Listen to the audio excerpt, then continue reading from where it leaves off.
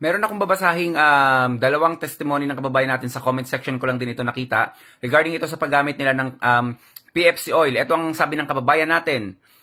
Totoo po yung sinabi mo, mabisang pangaplas ng PFC oil. Ang sabi pa ng isang kababayan natin, opo, kahit nga sa mga tumubo na kulani, sa may batok, napapagaling niya at nahilom ng Pinoy Farmer Oil. So meron pa tayong isa, basahin ko pa yung isa.